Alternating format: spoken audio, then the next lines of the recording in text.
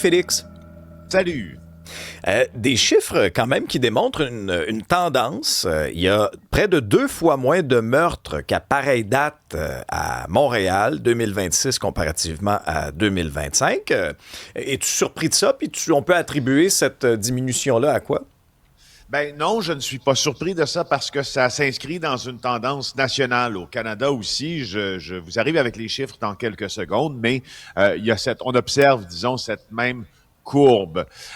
Donc oui, en 2025, là, à pareille date l'an dernier, là, il y avait 2 fois plus de meurtres, d'accord? Et là, il n'y en a que 13 qui sont survenus. Vous me direz que 13, chaque personne tuée, c'est un drame, bien sûr. Mais il faut se féliciter de cette baisse, dit Catherine Rossi, qui est professeure à l'École de travail et de travail social et de criminologie à l'Université Laval, à Québec. Donc, ce qu'elle dit, elle, c'est qu'elle explique justement cette baisse-là par un système judiciaire moins punitif, un meilleur filet social qui compte programme de prévention, notamment sur la violence armée, sur la violence conjugale, des programmes qui aussi favorisent une meilleure santé mentale. Alors, bon, Québec a réduit les arrestations, dit-elle, dans certains cas pour miser sur l'offre de services sociaux. Et là, je trouvais, en fait, je vais vous dire deux choses. Si on regarde, si on analyse les affirmations de cette criminologue de l'Université Laval, on peut en apparence être surpris de ce qu'elle déclare, n'est-ce pas? Parce que on se dit, ben, c'est pas avec des sentences moins sévères qu'il va y avoir moins de Ah ouais. criminalité, moins d'homicides. Ben, si on regarde les travaux de Jolene Maloney, qui est une avocate, mais qui fait beaucoup dans la criminologie. Elle ne peut pas se revendiquer le titre de criminologue, mais qui en Idaho, elle est de Boise en Idaho, a publié beaucoup de documents sur qu'est-ce qui fait en sorte que la criminalité va baisser, le taux d'homicide, plus précisément aussi, va baisser. Et là, c'est assez intéressant. C'est une approche un peu plus holistique dans son cas, mais quand même.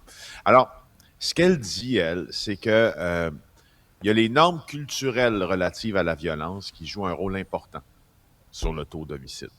Donc, les sociétés qui glorifient la violence, qui ont un passé plus conflictuel, sont plus susceptibles de connaître des taux d'homicide plus élevés.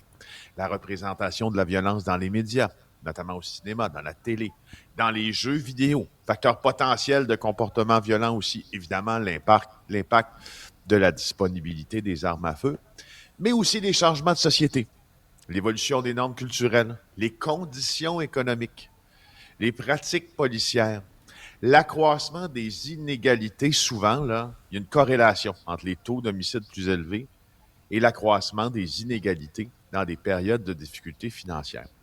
Alors, quand j'ai fini de lire les travaux, ben pas les travaux, en tout cas une partie des travaux qui concernaient les homicides de Mme Maloney, j'étais encore un peu plus mêlé avec tout ça parce que je me dis, ne sommes-nous pas dans cette période où on a l'impression que les inégalités, justement, s'accroissent entre les plus riches et les plus Ah, pauvres? c'est clair. Sommes-nous dans une période d'insécurité financière? Sommes-nous dans une période de changement culturel? Sommes-nous? Et je cochais oui à toutes ces réponses. Alors, c'est pour ça que je vais aller chercher encore un peu plus loin dans les bilans de Statistique Canada. Quand je vous dis que la baisse des meurtres, la baisse des homicides à Montréal suit une baisse nationale, au Canada, là, le taux d'homicide a baissé de 16 l'an dernier. C'était la plus forte diminution annuelle observée depuis 1986. Alors, je me dis, mon cher Alexandre, pourquoi a-t-on l'impression que Montréal est de plus en plus violent? Je ne sais pas si vous avez l'impression en Oui, studio ou les mais gens qui puis, nous écoutent. on le voit même sur la messagerie, le sentiment d'insécurité demeure.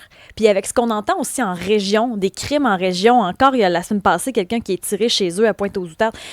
On sent que la criminalité en région a peut-être augmenté, mais oui, on le voit sur la messagerie de texte. Bon, alors vous voyez, vous faites pas fausse route, ni en studio, ni chez nos auditeurs qui nous écoutent ce matin avant de revenir dans les bouchons de circulation de Montréal. Écoutez, c'est parce qu'au fond, le sentiment d'insécurité puis le taux de criminalité, c'est deux choses qui se quantifient très différemment. Alors, puis le taux de crimes violents aussi. Le taux de crimes violents a baissé globalement au Canada puis au Québec. Sauf qu'il y a des régions. Là, tu m'as parlé de Pointe-aux-Outardes tantôt, Chaudière-Appalaches, des régions de la Beauce, d'autres régions de la Côte-Nord, où le taux de crimes violents a triplé, a quadruplé. On peut faire dire ce qu'on veut aux chiffres, sauf que dans certaines régions du Québec, on ne se trompe pas, c'est de plus en plus violent. Pour ce qui est maintenant des crimes qui favorisent, disons, notre insécurité, en fait, ou qui dérangent notre sécurité, on devrait dire ça comme ça, il y a les incivilités. C'est pas des crimes graves, les incivilités. Sauf que dans le métro, quand on prend le métro, puis il y a des gens qui se poussent près des rames, puis il y a des gens qui se piquent dans le métro, puis il y a des gens qui défèquent dans les couloirs du métro, etc. Ce sont des incivilités. Ça a une incidence sur notre... Parce que, regardez une chose très simple. Si le gouvernement, pour se relancer l'an dernier, le gouvernement de François Legault a mis la loi et l'ordre au centre de ses priorités, avec Yann Lafrenière, maintenant vice-premier ministre et ministre de la Sécurité intérieure, qui dépose un projet de loi, fait voter une loi sur le sentiment de sécurité des Québécois et des Québécoises. Donc, on peut se demander où il aurait pris ça. Parce que si on regarde les chiffres, là, juste les chiffres, Alexandre, Isabelle, on n'aurait pas à avoir un tel projet dans notre société, non? Mais j'ajouterais aussi, Félix, à ta liste d'incidents, notamment les incendies criminels. Puis ça, on a un exemple en fin de semaine. On parlait d'insécurité dans une communauté. Regarde ce qui est arrivé dans Côte-des-Neiges, Notre-Dame-de-Grâce, là, ce restaurant qui a été incendié, le Nôme. On a vu plusieurs réactions, notamment de la communauté juive en fin de semaine, qui dénonçait ça, dénonçait aussi l'espèce de sentiment d'insécurité, qu'ils étaient de plus en plus ciblés. Ben, en voilà un bon exemple aussi, là.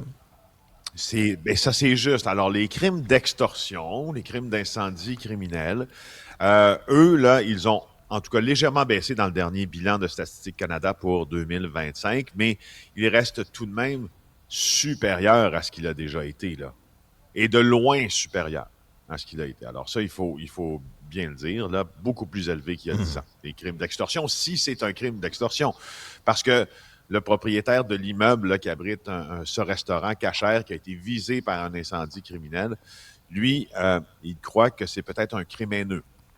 Non pas un crime d'extorsion, mais un crime haineux. Alors ça, il faudra voir. D'ailleurs, le taux de crime haineux a légèrement fléchi vers le bas au Canada aussi en 2005. Alors, vous avez beaucoup de chiffres dans cette chronique aujourd'hui, mes chers, mais en même temps, beaucoup de questions, parce que des fois, on se demande comment et pourquoi. Et basé sur quoi on fait les politiques? La politique, je le rappelle, la politique visant, moi j'appelle ça une politique, ou les anglophones diront une politique tough on crime, donc une politique qui applique durement la loi aux criminels. Ça vient de quelque part, ça. Sinon, c'est une politique populiste si ça n'existe pas dans les chiffres. Puis là, les chiffres sont en train de nous dire, ben écoutez, c'est pas si pire que ça. Puis le sentiment de la population, c'est, hey, il me semble que ça n'a jamais été pire. Comment réconcilier la politique et le sentiment de la population? Merci beaucoup, Félix.